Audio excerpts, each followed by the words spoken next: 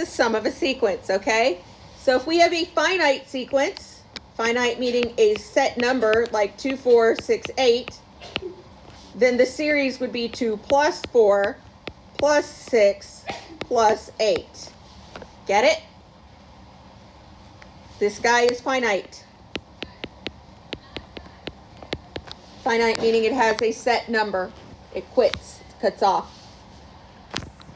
If we have a series or a sequence, I'm sorry, that's like 4, 8, 12, 16, dot, dot, dot, dot, that means it is infinite, doesn't it? That means we have an infinite series. 4 plus 8 plus 12 plus 16 plus dot, dot, dot, dot. That would be our series that goes with that sequence. Is everybody getting the idea? You simply take all the terms of the sequence and you add them up. All right? Yes? No? We good? Okay. This even works if it's, these so far we've had arithmetic. That means we're adding the same amount every time. It even works for geometric too. So if we had like 1/3 plus 1/6, or comma 1/6, comma 1/12, and so on, we could do 1/3 plus 1/6 plus 1/12, so on. Okay? So that was finite, and these are infinite. You understand the dot, dot, dot at the end means they keep going, right? Now, what we're looking at today as we jump into this is what we're going to be concentrating on is geometric series, converging, diverging, infinite, finite, you name it. We're going to look at them, applications of. But on our way to that, we're going to look a little bit at partial sums in general, and then arithmetic series and summation. A partial sum is described as capital S sub n. Okay? It is the sum of a specific number of terms.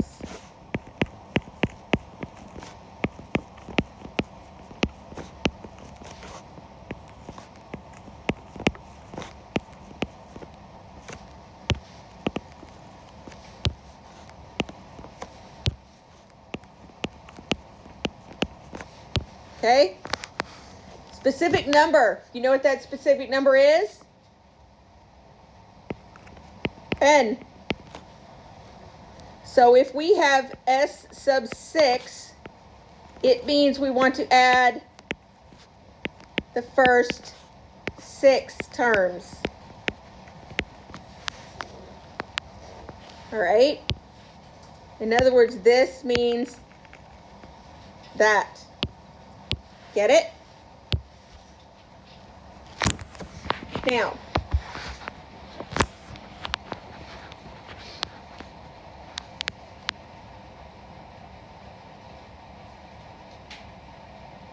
finding a partial sum means we have to extend out the sequence until we get the number of terms we need.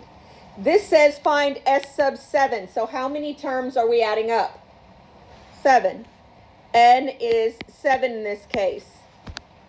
But if you count up, how many terms are listed there?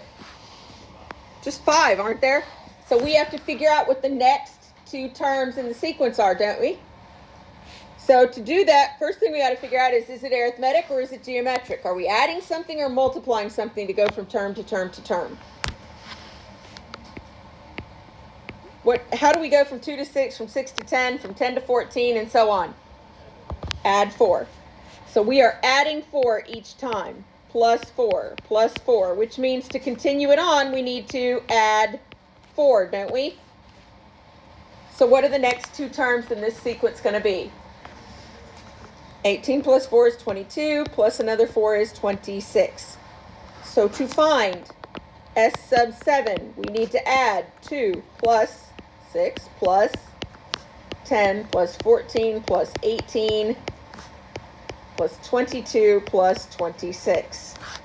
Add all those up and what do you get? Yeah.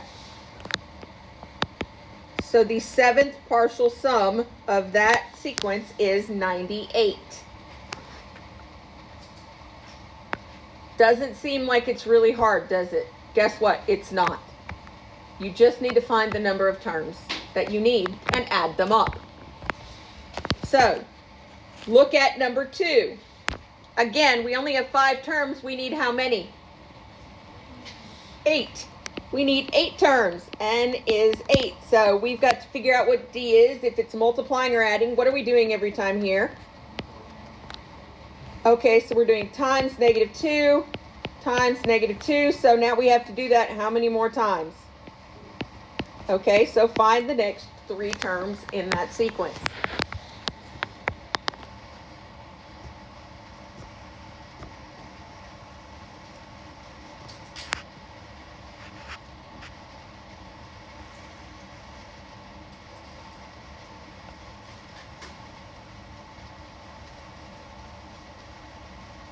All right, so what were the next 3 terms?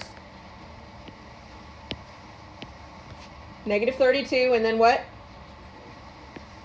And -128. Okay, so now find S sub 8.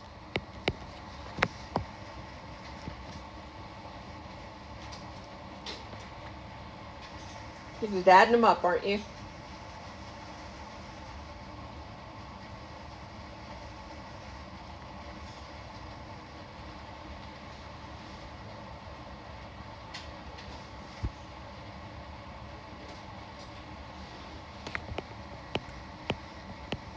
Yep, I heard it from somewhere, and you are correct. I think that was you, Josie. Everybody get -85? Anybody have any questions about how this works? No. Okay. What's the pattern in the next one?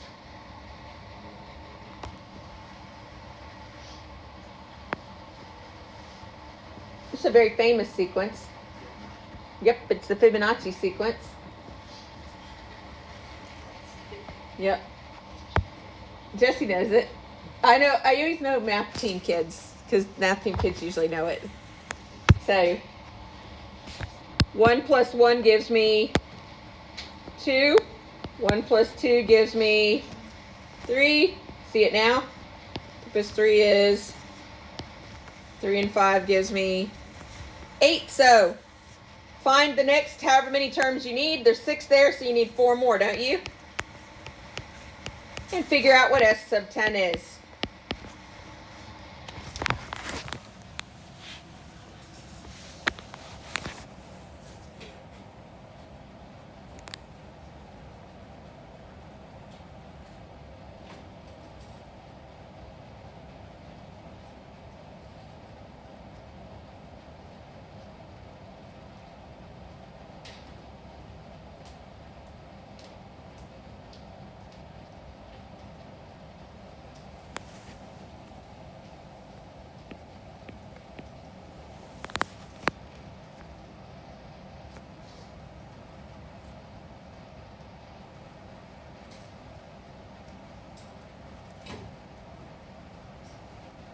Now, imagine that was S sub 50.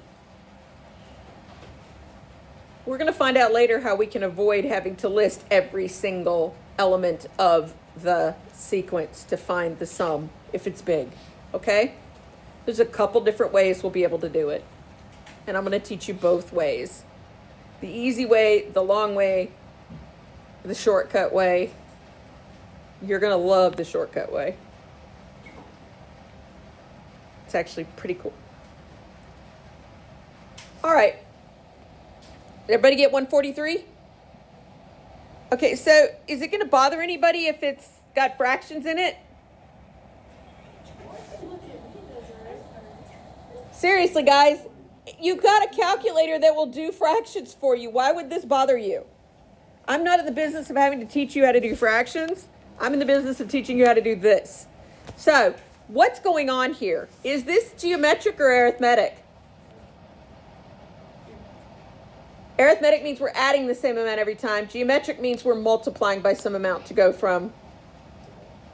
It's the multiply one, isn't it? What are we multiplying by every time?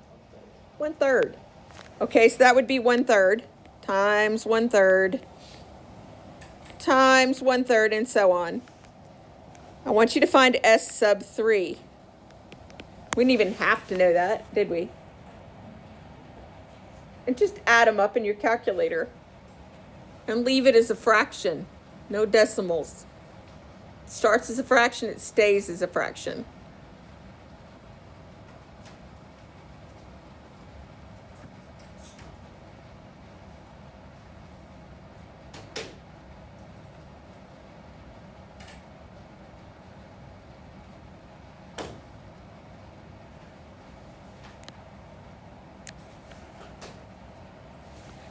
What'd you get? Yep, 13/9. That would be correct. All right. What happens if it gives us a formula? If it gives us a formula, it's actually pretty easy. Because basically what it's telling us is to find the first 5 elements of that sequence, right? That would be A sub 1, A sub 2, A sub 3, A sub 4, and A sub 5. So how do we find those 5 and add them up?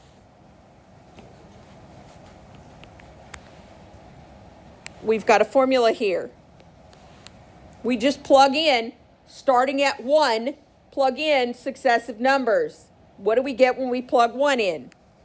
1 cubed is, for the second element, we plug in, guess what? 2. So we get 2 cubed, which is 8. For the next one, we plug in 3 in right here, okay? 3 cubed is, then we can plug in 4. And then 5, which is 125, right? So add those all up and tell me what you get.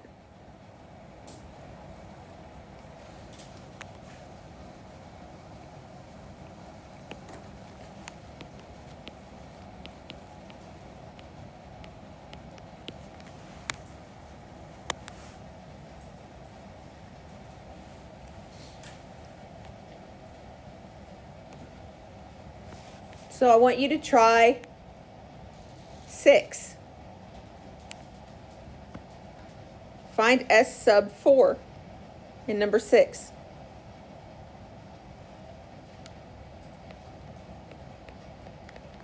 Using what we just did. Find the first 4 elements and then add them up.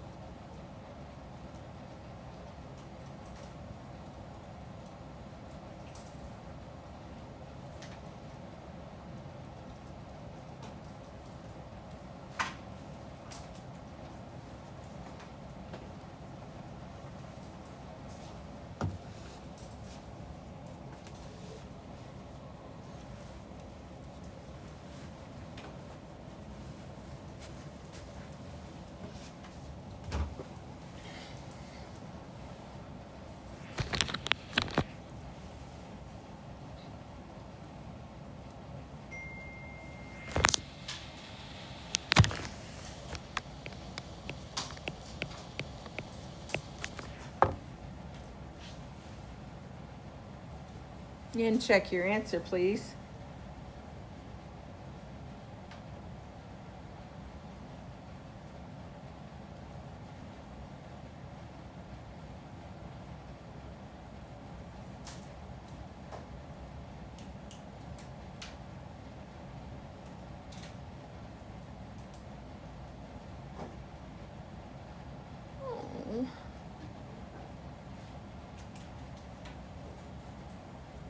Who does that?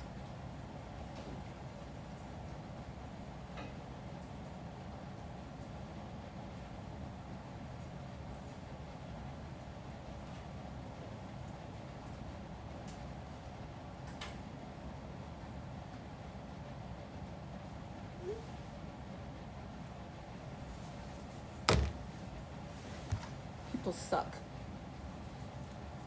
Sorry. My husband just sent me a picture. Our older Great Dane, we've got 2 Great Danes. And we've had 5 or 6 over the last, well, about 5 over the last 7 or 8 years. 9 years, I guess. And they've all been rescues. The first one we got, Melly, was 6 years old, and she'd been abused. She was dumped. And so she was found wandering around downtown Birmingham. Somebody used her as a puppy mill, and then when she couldn't have puppies anymore, they just threw her out. And she was, starving and sick and didn't feel good. So we helped nurse her back to health, and we had her for a little over a year before she passed away. She was so sweet. She was such a sweet dog. And after Melly, we had Gemma, who we had about a year and a half before she passed away. She loved me. Oh my gosh. She loved me. She was so scared the first 3 weeks that the rescue people had her that she wouldn't come out of their closet. She just was, this is a big dog. Great Danes aren't small dogs. And then we got Faith. After, we still had Gemma. I call her my Jimmy. We still had Jimmy when we got Faith. Faith was a year old, we think, about a year old, when some boys found her wandering along the side of the highway. She was a year old, and she was 34 pounds. Now, for those of you who understand how big a Great Dane is, she was like a walking skeleton. She was so skinny, she had literally started digesting her own brain matter because she had nothing left. Yeah, you can do that if you starve hard enough. So she barely made it through the first night of rescue, but they nursed her through the first night of rescue, and she got better and better and better, and she gained like 37 pounds in the next month or so because she was finally getting to eat like real food. They had to be really careful ramping her back up because, like, starving people, if you've ever seen the videos from the Holocaust, the concentration camps, those people, it was about the same deal, only with a dog. You can't, the soldiers who rescued the people from the concentration camps, those people were desperate for food, but they couldn't let them have very much because it would have made them so sick because they were so starved that would have killed them. So that's the same with the dog. Well, my husband just sent me a picture of, so imagine, a year old, 34 pounds, starving, skeleton. He just sent me a picture of a puppy who they rescued. He's 2 years old, and he only weighs 58 pounds. By the time Faith was 2 years old, after we got her, she weighed 155 pounds because that was how she was supposed to weigh. And this is a big, tall dog. So imagine a dog that's supposed to weigh about 150 pounds only weighs 58 pounds. I don't understand people who starve their animals like that. If you can't afford to feed your animal, I get it. You adopted the animal, you didn't realize it was going to be big, even though it has great in front of the name Great Dane. Maybe you just thought it was a great animal, not great big. Or you lost your job and you can't afford to feed your dog. Don't starve your animals. Turn them over to a rescue. I mean, good grief, this dog would have had a better shot if they'd gone to the pound. There's so many rescues around here. I don't understand people who starve their animals like that. I mean, good grief, would you starve your kid? Would you starve, I would feed my dogs before I fed myself if I had to make a choice, It's not fair. They can't do anything. They're locked in your house, your yard, whatever. It's not like they can go down to the supermarket and say, hey, I'm hungry. I don't get it. I just don't get it. I don't get how people don't feed their animals. I'm sorry. I didn't mean to go off on a tangent, but it just bothers me desperately. So, but every one of them we've had so far has been a rescue. We've got 2 right now. They're both rescues. Faith, who's getting older, and then Lulu, who is our latest rescue. She's about 4 now. She's a big old goofball. And that's the sad thing is Great Danes especially. They're so sweet. They're the sweetest natured dogs you'll ever meet. They sound like they're going to, eat your face off because they've got a big bark because they're a big dog, but they're really just couch potato goofballs. All right, so number 7. Wouldn't it be nice? Does anybody feel like we need to do 2 more examples of this? You understand you plug in to N and then you just add up? Okay, so wouldn't it be nice? But look, we're getting all the way up to 8. Do you want to have to plug into this thing 8 times? N is 1, N is 2, N is 3, N is 4. Wouldn't it be nice if there was a way to do that otherwise? Turns out there is. It's called summation notation. also known as sigma notation, because this is the Greek letter sigma. So it's sigma notation or summation notation. And summation just means, sigma means sum. It is the Greek letter for add. Okay? The bottom right here is the first term, the number of the first term.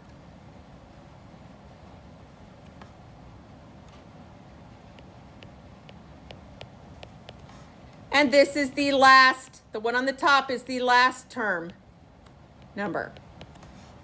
And this is the formula. Okay? This is exactly like if we took here, which is the formula, it would be like this was the formula, or that was the formula, or this was the formula. Do you get it? So instead of giving it to us and then saying, find this, it's just telling us, well, this seems like it would be hard, doesn't it? We've already done this, so for 1 to 5, we would literally add up. So to do this guy right here, we would say 2 times 1 plus 2 times 2 plus 2 times 3 plus 2 times 4 plus 2 times 5. This doesn't seem any shorter, does it? But guess what? 2 plus 4, that's 6, plus 6 is 12, plus 8 is 20, and plus another 10 is 30, isn't it? That's not what makes it quick. What makes it quick is that calculator sitting in front of you will do summation notation. Did you know that? Hit the math, well, some people do it. Hit the math button on your calculator and go all the way down past n deriv, fn int, and go down one more past that. Guess what it says? Hit the enter, and you get summation, don't you? I'm going to switch screens over so you can see mine. So let's do a little practice here. Put the couple of these in your calculator. Do 9, 10, 11, and 12 and see if you can come up with the correct answers. Put these in your calculator. Notice that 11 and 12 don't start at 1, do they? 11 and 12 start from 2 to 8. It doesn't matter. Instead of putting in 1, you put in 2, and then you put in 8. Plug these in.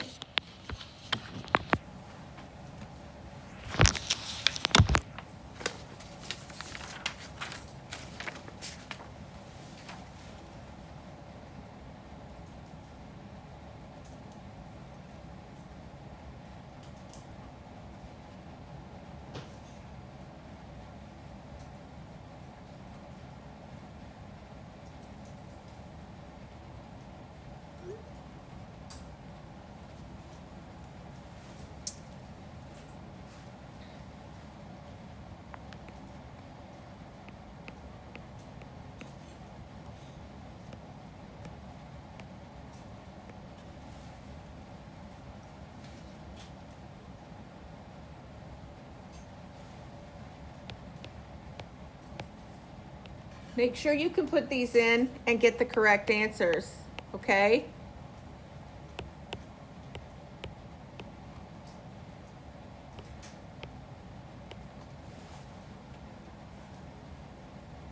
If you have any questions or need any extra help getting on your calculator, let me know.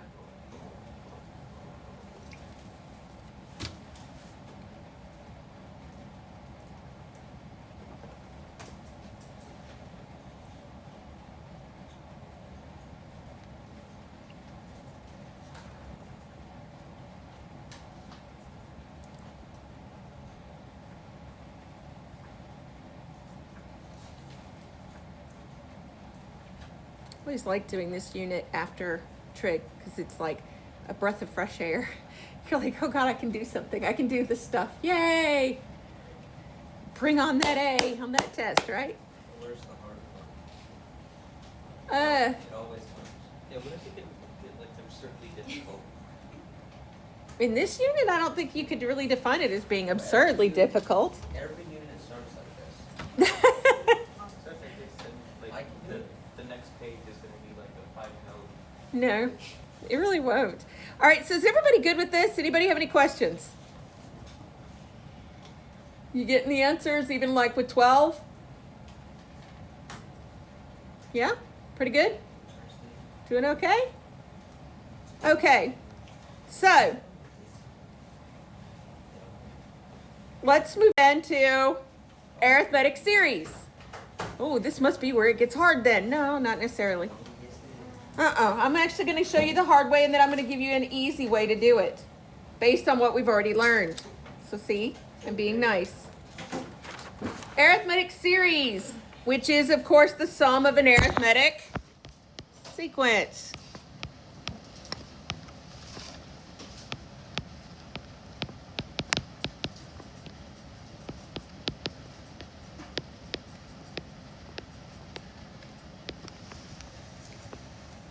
There's a formula for this. It says S sub n is equal to n times a sub 1 plus a sub n over 2. So n is the number of terms. We're adding up, right? A sub 1 is the first term in the sequence we're adding up. A sub n is the nth term, which, of course, in this case is the last term, right? We want.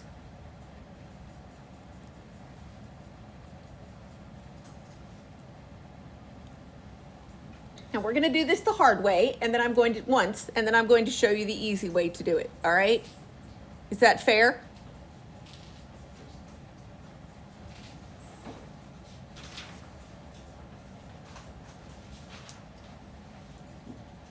I'll show you how to cheat it using your calculator. All right, so it wants us to find S sub 18 on this first one, doesn't it? So according to my formula, I need 3 things out of this. I need n, a sub 1, and a sub n.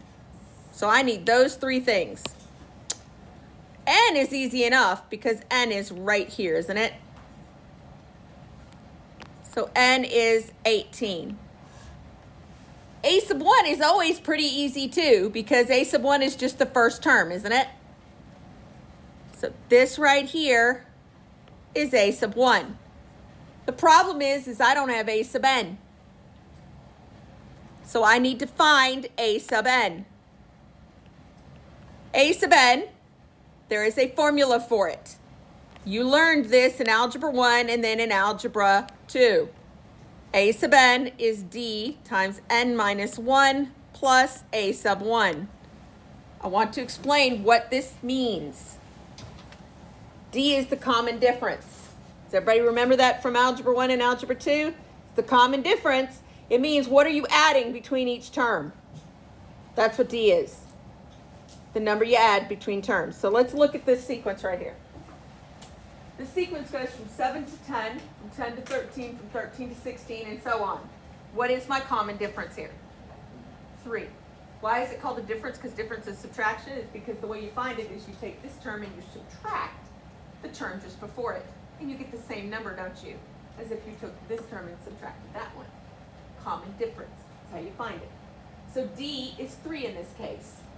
Now, I want you to think about why this formula works. If I want the 18th term, I need to know where I started, and then I need to know how many times, additional times I have to add up 3 to it, don't I? Well, if I'm not starting at 0, I'm starting in this case at 7. So that's where I'm starting. Well, if I'm starting at 7 and I want the 18th term, how many more times am I going to have to add 3? 17 more times, aren't I? If I want to get to 18th term, and I'm starting with the first term, I need to add 17 more times. Isn't that really what this says? That's why it's n minus 1 times the difference. It's saying take and multiply whatever the common difference is by 1 less than the number of times you want to add it in. Okay? So, let's walk through this. A sub n in this case is going to be the common difference. We said D in this case was 3, didn't we? 3 times n, which is 18 minus 1, plus 7. So I'm going to take 3 and multiply it, add it 17 times to 7. So that is 51 plus 7 is 58, isn't it? Yes? Okay. So according to this, to find S sub 18, I need to follow that formula right there. N times A sub 1 plus A sub n divided by 2. N is 18. A sub 1 is 7. A sub n, or A sub 18, is 58 divided by 2. And then I have to work this out in my calculator, don't I?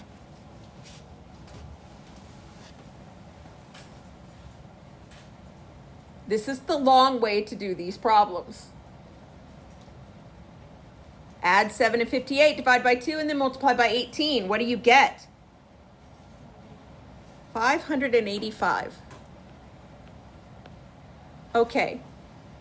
Let me show you the shortcut way to do this by showing you how to get this set up to use summation notation in your calculator. That would be nice, wouldn't it? We need to know where we're starting and where we're ending. That's easy. If we were going to do summation notation, we know we're starting at 1, aren't we? And then where am I going to? What is n? In this case, n is 35, so I put 35 up here. Now all I need to do is figure out what my formula is. Okay? So now I got to figure out what my formula is. So I'm going to figure that out by using A sub n, but I'm not going to plug in anything for n. D. What is D every time here, guys? What am I doing every time? Subtracting 8, right? So in this case, D is -8. So I'm going to put -8 out here, and then I'm going to do n minus 1 plus what is the first term? 50, right? I'm going to turn this into a formula, and I'm going to put that formula in my summation notation. It really is easier to do it this way. Distribute. What do I get?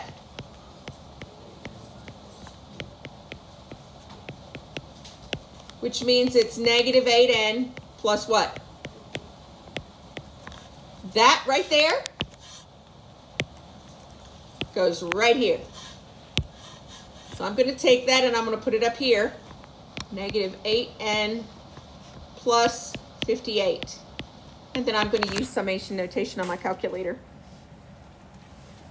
Yes? If you wanted to just put that in before you distribute, would it still work? Yeah. Provided you did enough, had the right number of parentheses in there.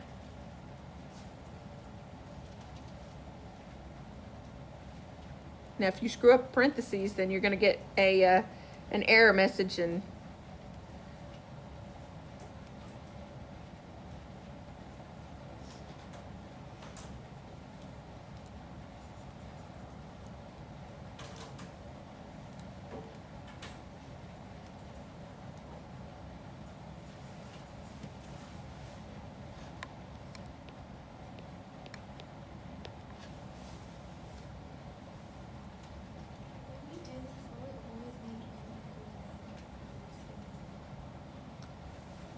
for these, if you're doing S sub anything, it's always starting at n equals 1. If it's a summation notation, just straight up summation notation problem, it may not start at n equals 1. In which case you've got to just put it in and make sure, pay attention. But yeah, if it's S sub whatever, if you're doing the first, because that literally means add up the first however many factors. So that always starts with n is 1. All right? So let's look at this next guy right here. So the first, the things we need to know is we need to know what is n. So what is n? 21. I need to know d. What is d?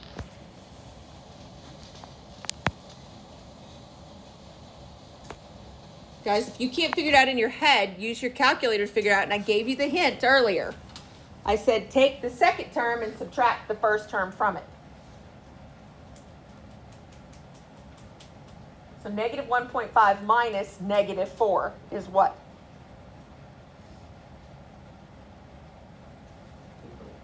then that's what D is, 2.5. And what's A sub 1? -4. Okay, so if we set this up as a summation, S sub 21 is equal to, from n equals 1 to 21, and since James said, can you just put this stuff, plug this sucker in and do it? The answer is yeah. So what is the formula? The formula was what? D times n minus 1 plus A sub 1. What is D? Times n minus 1 plus -4. And figure out what it is.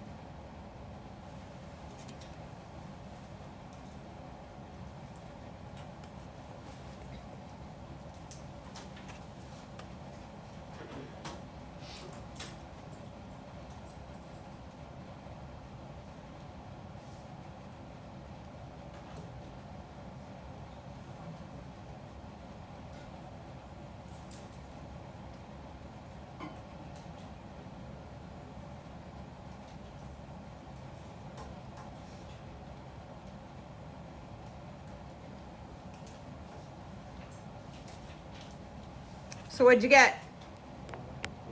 Yep, 441. Third box gonna be mad at me because I did not show them the shortcut.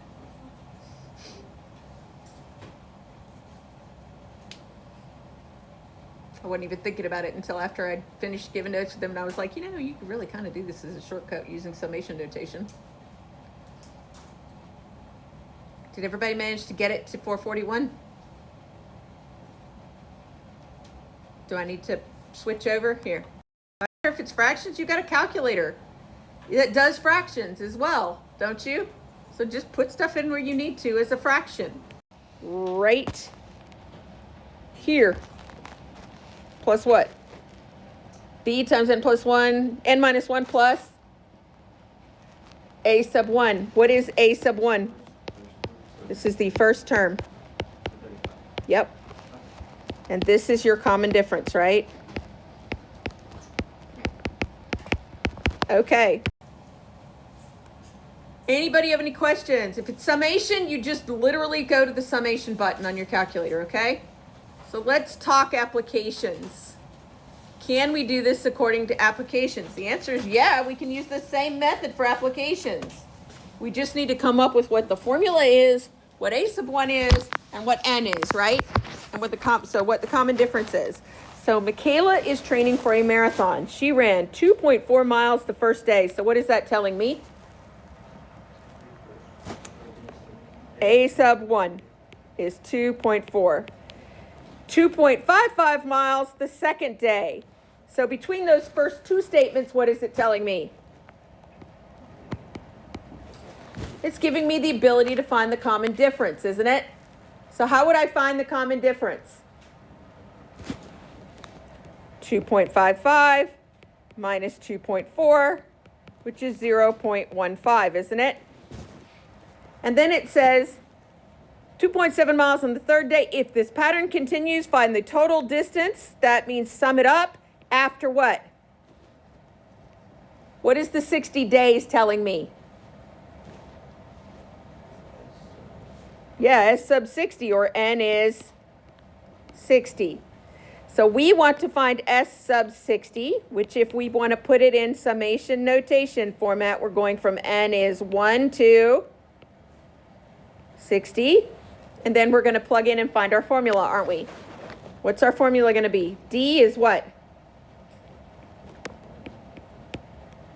Times n minus 1 plus what? 2.4. And we should get the number of miles she ran in 60 days. It's going to be bigger than you think. So don't think you did it wrong.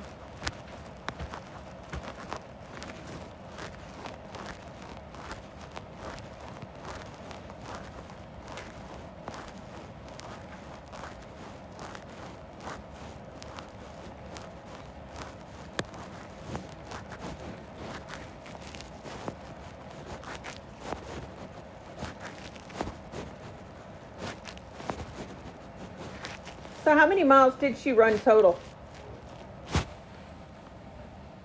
409.5 miles, didn't she? Now, could you work this problem if I asked you how many miles she ran on the 8th day? You've got a formula, don't you? If you wanted to figure out how many miles she ran on the 8th day, you would simply take this formula that you have inside here and plug in what for n? 8. Do you get it? N is the day. So on the first day, n would be 1. On the second, which would be 2.4. On the second day, n would be 2.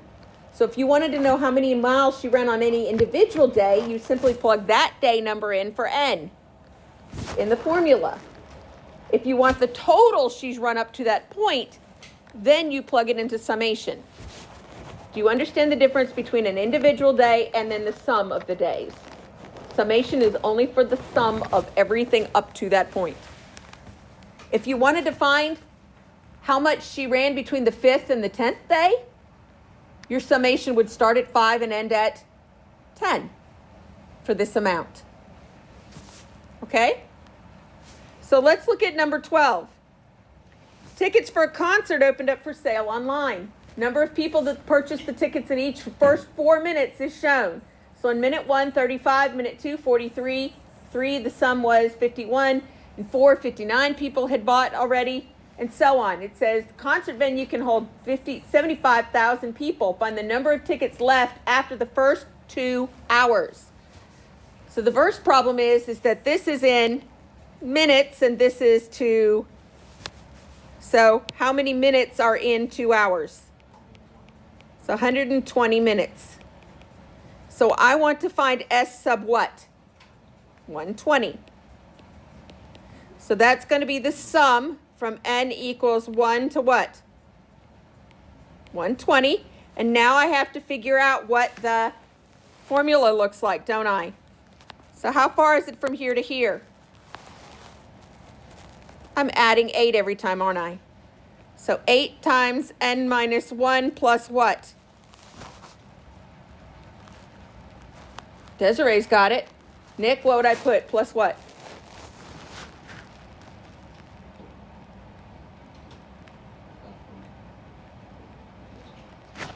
Formula is on the previous page. So this would be plus 35. So that's going to give me how many tickets sold in the first 2 hours. So what would that be?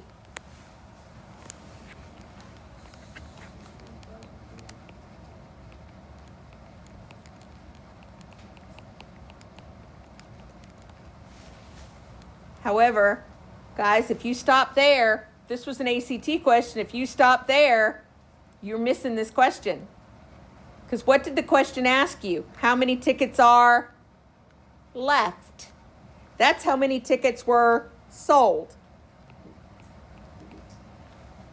in the first 2 hours. So how can I find how many tickets are left? Subtract it from what? Yes, sir? I'm not sure I'm doing exactly that, but I'm doing 57,355. I got that something that's probably giving when I put in the same difference. Shouldn't have.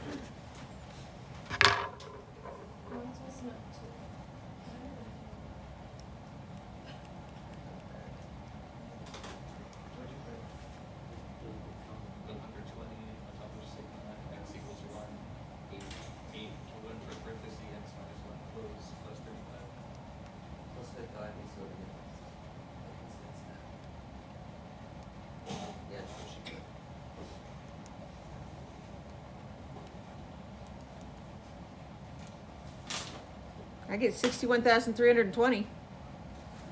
Let me show you.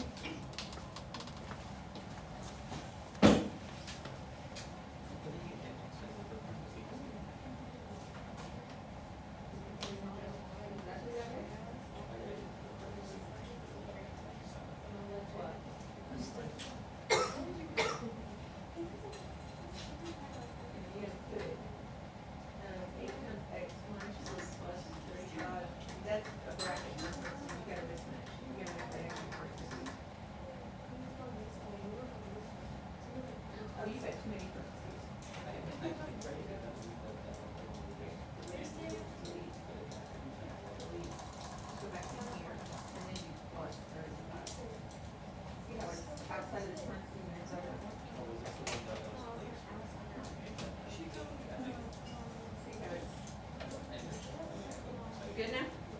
Okay. Everybody else good? You got it? Nope. Hold on. That's because you're doing the same thing. You've got two sets of parentheses right there. What you gotta do is see them on look, when you go in there and put it on here.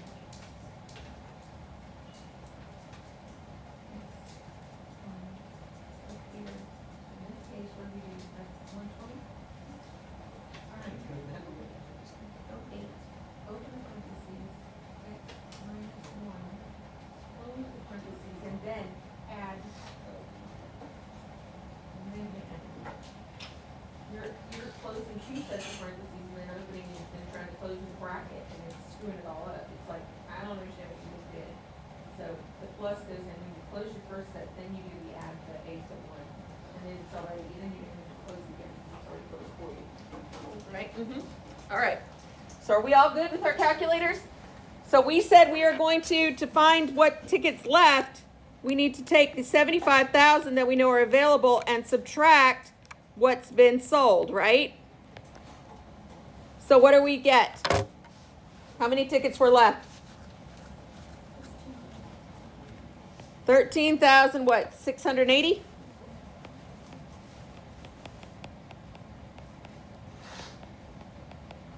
Now, the last chunk here is really a very hard question that ends up needing to use to solve it. You would have to use the quadratic formula.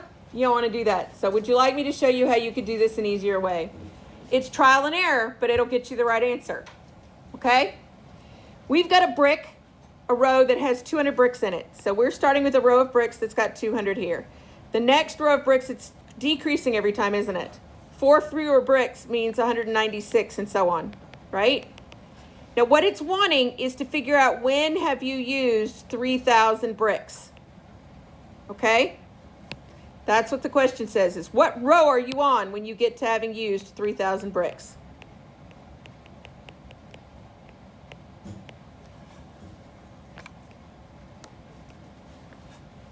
We don't know what that row is, do we? So what you're going to have to do is the following. You can still use summation notation for this. We can still figure out what the formula is. What is a sub 1 here? 200. What is D? Yeah, we're taking away 4 bricks. 4 bricks fewer means D is -4, doesn't it? What we don't know is what that top number is, do we? So we're doing S sub n, but here's the thing. 3,000 bricks used, we want to know when does S sub n get to 3,000 or more, right? Because that's the row we'll be on.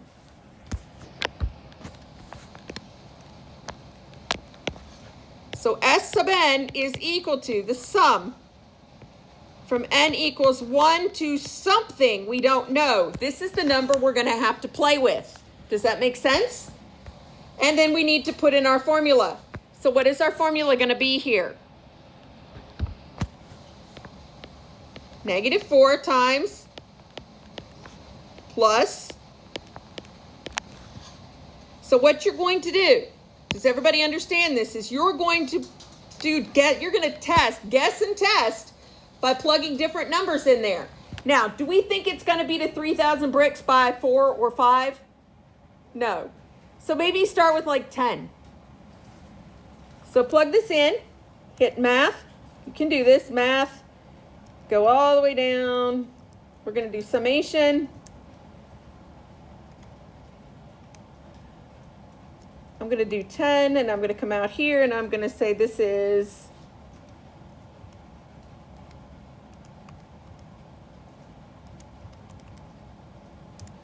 I only get 1,820. That's not anywhere close to 3,000, is it? So what do you want to jump to from here? We tried 10. 10 was too low. 10 is too low, so maybe we would jump to what? 17? Well, I know why you're picking 19. All right. So, okay. We'll jump to 20. That was way too low. Twice as many. Let's jump to 20. So let's hit math again. Just go all the way down. We know from 1 to 20 this time, and we're just going to plug in.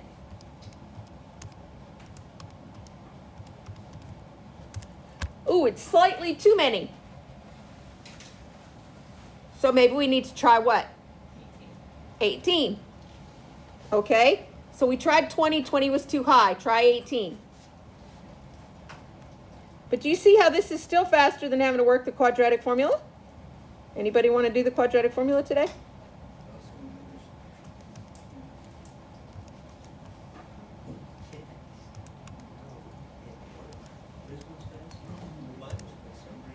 $29.88. So on the 18th row, it was 2,988. We're trying to get to 3,000. 20 was way too big, so where does that leave us? Row 19, right? So does everybody see how you can use summation notation on this type of problem to get there? It's just guess and test, and what you do is